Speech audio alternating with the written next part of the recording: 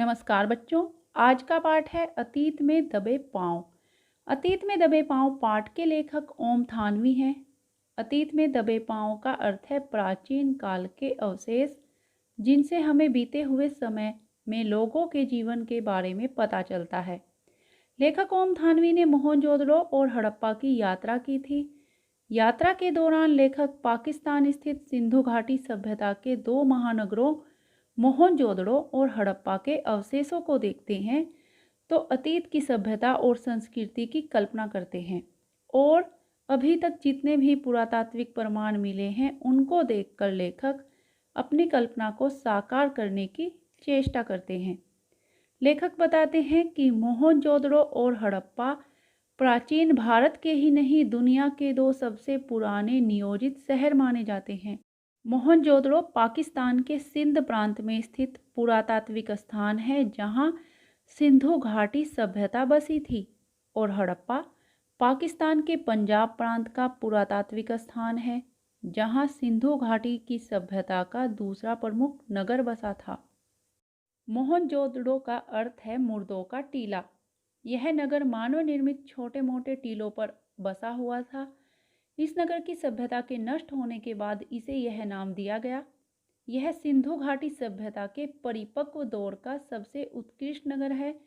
खुदाई के बाद इस नगर में बड़ी तादाद में इमारतें, सड़कें, धातु पत्थर की मूर्तियां, चाक पर बने चित्रित बर्तन, मुहरे, साजो सामान और खिलौने आदि भी मिले हैं।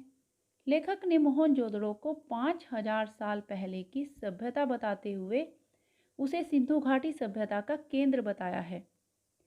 लेखक कहते हैं कि शायद यह इस क्षेत्र की राजधानी रहा होगा और माना जाता है यह शहर 200 हेक्टेयर क्षेत्र में फैला हुआ था और इसकी आबादी कोई 85,000 थी, यानी 85,000 थी। और जाहिर है 5000 साल पहले यह आज के महानगर की परिभाषा को भी लांघता होगा। मोहनजोदड़ो से सैकड़ों मील दूर हड़प्पा नाम का एक नगर था जिसके साक्ष्य से रेल लाइन बिछने के समय नष्ट हो गए थे। मोहनजोदड़ो के बारे में बताते हुए लेखक कहते हैं कि यह नगर मैदान में नहीं है अपितु टीले पर बसा हुआ था और ये टीले प्राकृतिक नहीं अपितु मानव निर्मित टीले हैं।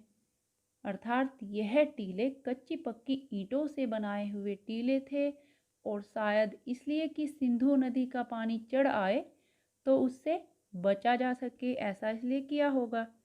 यह नगर भले ही आज खंडहरों में बदल गया है किंतु इसके स्वरूप का अनुमान आसानी से लगाया जा सकता है। इसकी गलियां, सड़कें, कमरे, रसोई, खिड़की, चबूतरे, आंगन, सीढ़ियां आदि इस नगर के सुंदर नियोजन की कहानी अपने आप ही कह देते हैं। यहाँ की प्राय सभी सड़कें सीधी हैं या फिर आड़ी हैं। आज के वास्तुकार इसे ग्रिड प्लान कहते हैं।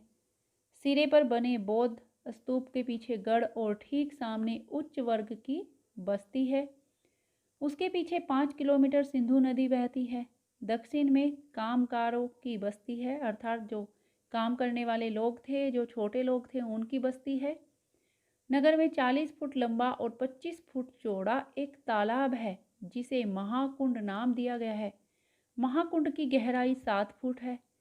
कुंड में उत्तर और दक्षिण में सीढ़ियां उतरती है। उत्तर दिशा में 8 स्नान घर हैं जिनमें किसी का भी द्वार दूसरे के सामने नहीं खुलता। 3 और साधुओं के कमरे हैं।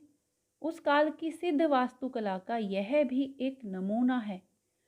कुंड का तल और दीवारें चूने और पक्की ईंटों से बनाया गया है। कुंड में बाहर के अशुद्ध पानी को न आने देने का भी ध्यान रखा गया है। कुंड में पानी की व्यवस्था के लिए एक तरफ कुआं है। यह कुआं दोहरे घेरे वाला है। कुंड के पानी को बाहर निकालने के लिए नालियां हैं और ये नालियां पक्की ईंटों से बनी हुई है और ईंटों से ही ढकी हुई है। पानी निकासी की ऐसी सुव्यवस्थित व्यवस्था इससे पहले के इतिहास में देखने को नहीं मिलती। कुंड के दूसरी तरफ एक विशाल कोठार है। यहाँ कर के रूप में शायद अनाज आता होगा और उत्तर में एक गली है जिसके माध्यम से बैलगाड़ी में अनाज आता होगा। इसी प्रकार एक ऐसा ही कोठार हड़प्पा में भी मिला है। मोहनजोदड़ो सभ्यता के बिखरने के बाद एक जीर्ण शीर्ण टीले के सबसे ऊंचे चबूतरे पर बड़ा सा बौद्ध स्तूप है। यह स्तूप 25 फुट ऊंचे चबूतरे पर है और इसका निर्माण काल लगभग 2600 वर्ष पूर्व का है। चबूतरे पर भिक्षुओं के कमरे हैं। यह बौद्ध स्तूप भारत का सबसे पुराना प्राकृतिक दृश्य है। इस स्तूप को देखकर दर्शक रोमांचित हो उठते हैं। इतना प्राचीन स्तूप न जाने कितनी सभ्यताओं का साक्षी है अर्थात गवाह है। यह स्तूप वाला चबूतरा मोहनजोदड़ो के सबसे खास हिस्से के एक सिरे पर स्थित है। इस भाग को पुरातत्व के विद्वान गढ़ कहते हैं। राज्य सत्ता व धर्म सत्ता के केंद्र चार दीवारी के भीतर ही होते थे। बाकी शहर गढ़ से कुछ दूरी पर स्थित है। संसार में गढ़ के स्वरूप शायद मोहनजोदड़ो के इस रूप से ही प्रभावित हुए होंगे। मोहनजोदड़ो में यह अकेली ऐसी इमारत है जो अपने मूल स्वरूप के बहुत नज़दीक बची हुई है। अन्यथा शेष इमारतें आज खंडहर के रूप में ही देखने को मिलती हैं। सिंधु घाटी में व्यापार के साथ उन्नत खेती भी होती थी। यह खेतीहर और पशुपालक सभ्यता थी। यहाँ ज्वार, बाजरा और रागी की फसलें होती थी। खजूर, खरबूजे और अंगूर भी उगाए जाते थे। कपास की खेती भी यहाँ होती थी। मोहनजोदड़ो में सूत की कताई बुनाई के साथ रंगाई भी होती थी। रंगाई का एक छोटा सा कारखाना भी खुदाई में मिला है। यहाँ रबी की फसल कपास, गेहूँ, जौ, सरसों और चने की खेती के भी कुछ पुख्ता प्रमाण मिले हैं। महाकुंड के उत्तर पूर्व में एक बहुत लंबी सी इमारत के अवशेष हैं जिसमें दालान, बरामदे, छोटे छोटे कमरे बने हुए हैं। दक्षिण में भी एक भग्न इमारत है जिसमें 20 खंभों वाला एक बड़ा हॉल है।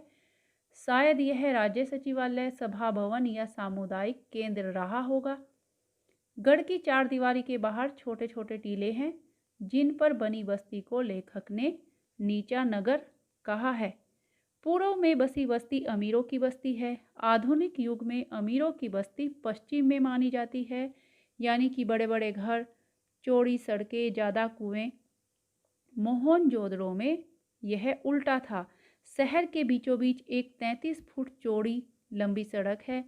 मोहनजोदड़ो में बैलगाड़ी होने के प्रमाण मिले हैं। शायद इस सड़क पर 2 बैलगाड़ियां एक साथ आसानी से आ जा सकती थी। यह सड़क बाजार तक जाती है। इस सड़क के दोनों ओर घर बसे हुए हैं, परंतु इन घरों की पीठ सड़कों से सटी हुई है। कोई भी घर सड़क पर नहीं खुलता।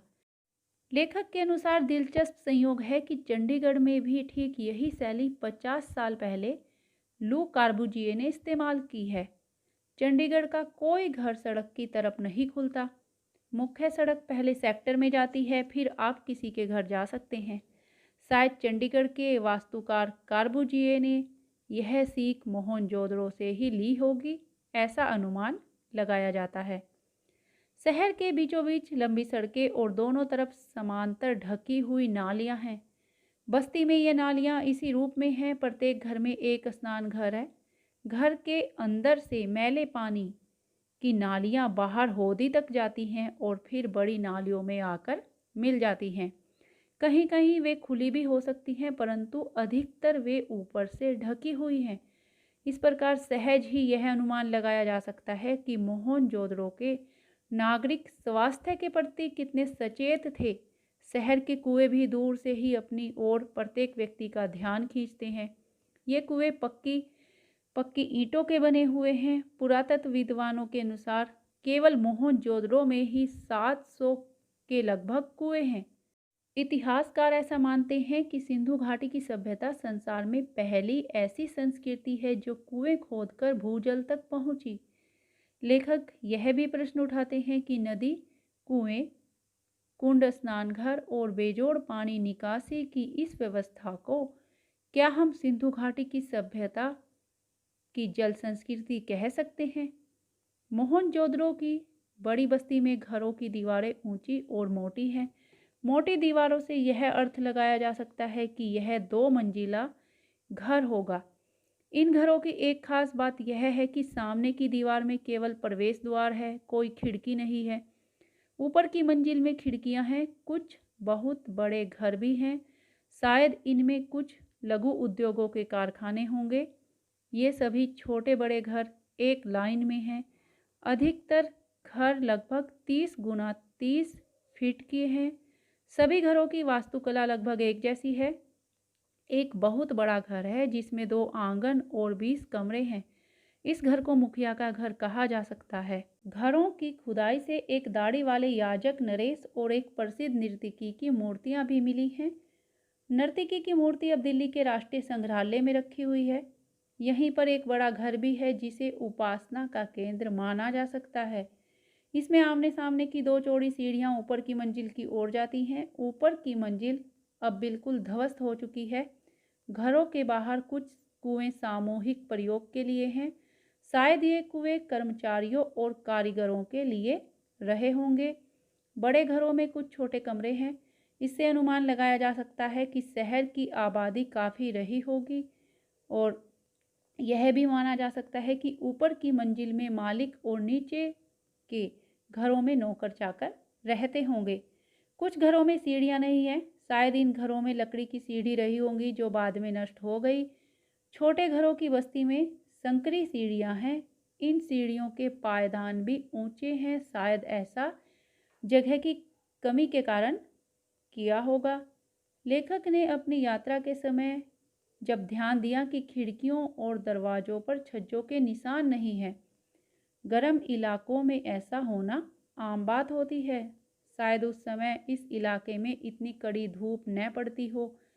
यह तथ्य भी पूरी तरह से स्थापित हो चुका है कि उस समय अच्छी खेती होती थी। यहाँ लोग खेतों की सिंचाई कुएं से करते थे। नहर के प्रमाण यहाँ नहीं मिले। शायद लोग वर्षा के पानी पर अधिक निर्भर रहते होंगे। बाद में वर्षा कम होने लगी हो और लोगों ने कुओं से अधिक पानी निकाला होगा। इस प्रकार भूजल का स्तर काफ़ी नीचे चला गया हो। यह भी हो सकता है कि पानी के अभाव में सिंधु घाटी के लोग यहाँ से उजड़कर कहीं चले गए हों और सिंधु घाटी की समृद्ध सभ्यता इस प्रकार नष्ट हो गई हो। लेखक के इस अनुमान से इनकार नहीं किया जा सकता। लेखक मोहनजोदड़ो के घरों और गलियों को देखकर अपने राजस्थान को याद करने लगता है। मोहनजोदड़ो के घरों में जब लेखक टहल रहा था तो लेखक को जैसलमेर के मुहाने पर बसे पीले पत्थरों के खूबसूरत गांव की याद आ जाती है। इस खूबसूरत गांव में हरदम गर्मी का माहौल रहता है। गांव में घर तो हैं परंतु घरों में लोग नहीं हैं। कहा जाता है कि कोई 150 साल पहले राजा के साथ तकरार को लेकर इस गांव के लोग रातों रात अपना घर छोड़कर चले गए थे। बाद में इन घरों के दरवाजे खिड़कियां लोग उठाकर ले गए। अब ये घर खंडहर में बदल गए हैं परंतु ये घर ढहे नहीं हैं। इन घरों की खिड़कियां, दरवाजों और दीवारों को देखकर ऐसा लगता है जैसे यह कल की ही बात हो। लोग चले गए लेकिन वक्त वहीं रह गया। खंडहरों ने उसे वहां रोक लिया हो। जैसे सुबह गए लोग शाम को शायद वापस लौट आए, ऐसा लेखक को लगता है।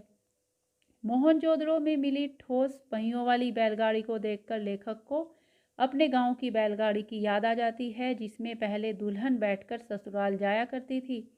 बाद में इन गाड़ियों में आरे वाले पहिए और अब हवाई जहाज से उतरे हुए पहियों का प्रयोग होने लगा। रेगिस्तान के जहाज और हवा के जहाज का यह एक ऐतिहासिक गठजोड़ है। लेकिन यह कहना मुश्किल है कि अब दुल्हन की सवारी के रूप में बैलगाड़ी अथवा ऊंट गाड़ी का प्रयोग कहीं होता होगा। लेखक मोहनजोदड़ो के अजायब घर के बारे में भी बताते हैं कि यहाँ खंडहरों के बीच एक अजायब घर भी है जो बहुत छोटा है और इसमें सामान भी ज़्यादा नहीं है। आगे लेखक बताते हैं कि मोहनजोदड़ो की खुदाई में निकली पंजीकृत चीज़ों की संख्या 50,000 से ज़्यादा है, मगर जो मुट्ठी भर चीज़ें यहाँ देखने को मिली हैं वह पहुँची हुई सिंधु सभ्यता की झलक दिखाने के लिए काफ़ी है। जैसे काला पड़ गया गेहूँ, तांबे और कांसे के बर्तन, मुहरे और चौपड़ की गोटियाँ, दिए, माप तौल के पत्थर, तांबे का आईना, मिट्टी की बैलगाड़ी और दूसरे खिलौने, 2 पाटन वाली चक्की, कंघी, मिट्टी के कंगन, रंग बिरंगे पत्थरों के मनकों वाले हार और पत्थर के औजार। इसके अतिरिक्त अजायब घर में एक आश्चर्य की बात है कि यहाँ हथियार कोई नहीं है। लगता है इस सभ्यता में अनुशासन शक्ति के बल पर नहीं था। शायद कोई सैन्य सत्ता यहाँ नहीं थी। सांस्कृतिक धरातल पर इस सभ्यता में सामाजिक व्यवस्थाओं में एक रूपता थी और यह सभ्यता दूसरी सभ्यताओं से भिन्न थी। इस संस्कृति में न भव्य राजप्रसाद है, अर्थात न राजाओं के महल हैं, न मंदिर हैं और न राजाओं महंतों की समाधियां हैं। मूर्ति शिल्प भी बहुत छोटे हैं। नरेश के सिर पर मुकुट भी बहुत छोटा है, नावें भी छोटी हैं। यह लोग लघुता में महत्ता अनुभव करते थे। इन चीज़ों को देखकर ऐसा लगता है। मोहनजोदड़ो सिंधु सभ्यता का सबसे बड़ा नगर था। साधनों और व्यवस्थाओं के लिहाज से समृद्ध भी था। इसमें भव्यता व आडंबर का अभाव रहा है। इस सभ्यता की अधिक चर्चा न होने का एक कारण इसकी अभी तक न पढ़ी जाने वाली लिपि भी है। सिंधु घाटी की सभ्यता के बारे में लेखक बताते हैं कि सिंधु घाटी के लोगों में कला का महत्व ज़्यादा था। वास्तुकला या नगर नियोजन ही नहीं बल्कि धातु और पत्थर की मूर्तियाँ, मृद भांड, उन पर चित्रित मनुष्य, वनस्पति और पशु पक्षियों की छवियाँ, सुनिर्मित मुहरे, उन पर बारीकी से उत्कीर्ण आकृतियाँ, खिलौने, केश विन्यास, आभूषण और सबसे ऊपर सुघड़ अक्षरों का लिपि रूप सिंधु सभ्यता को तकनीक सिद्ध से ज़्यादा कला सिद्ध जाहिर करता है। मोहनजोदड़ो की खूबी यह है कि इस आदिम शहर की सड़कों और गलियों में आप आज भी घूम फिर सकते हैं। यहाँ की सभ्यता और संस्कृति का सामान भले ही अजायब घरों की शोभा बढ़ा रहा हो, शहर जहाँ था अब भी वहीं है। आप इसकी किसी भी दीवार पर पीठ टिकाकर सुस्ता सकते हैं। वह एक खंडहर क्यों न हो, किसी घर की देहरी पर पांव रखकर आप सहसा सहम सकते हैं। रसोई की खिड़की पर खड़े होकर उसकी गंध महसूस कर सकते हैं, या शहर के किसी सुनसान मार्ग पर कान देकर उस बैलगाड़ी की रुनझुन को आज भी वहां सुना जा सकता है जिसे आपने पुरातत्व की तस्वीरों में मिट्टी के रंग के रूप में देखा है। सच है कि यहाँ किसी आंगन की टूटी फूटी सीढ़ियाँ अब आपको कहीं नहीं ले जाती। वे आकाश की तरफ अधूरी रह जाती हैं, लेकिन उस अधूरे पायदानों पर खड़े होकर अनुभव किया जा सकता है कि आप दुनिया की छत पर हैं। वहाँ से आप इतिहास को नहीं, उसके पार झांक रहे हैं। एक पुरातत्ववेत्ता के अनुसार सिंधु सभ्यता की खूबी उसका सौंदर्य बोध है, जो राजपोषित या धर्म पोषित न होकर समाज पोषित था। शायद इसीलिए आकार की भव्यता की जगह उसमें कला की भव्यता दिखाई देती है। इसके अतिरिक्त अजायब घर में तांबे व कांसे की बहुत सारी सुइयाँ मिली हैं, जिनमें एक तो 2 इंच लंबी है। ये शायद कसीदाकारी के काम आती होगी, क्योंकि दाढ़ी वाले नरेश की मूर्ति के बदन पर भी आकर्षक गुलकारी वाला दुसाला है। खुदाई में हाथी दांत और तांबे के सुएं भी मिले हैं, इनसे शायद दरियां बुनी जाती होंगी। सिंधु के पानी के रिसाव के कारण मोहनजोदड़ो की खुदाई का काम बंद कर दिया गया है, क्योंकि पानी के रिसाव से दलदल की समस्या पैदा हो गई है और अब तो इन खंडहरों को बचाना भी एक समस्या है। आशा करती हूँ कि आपको पाठ समझ आया होगा। धन्यवाद।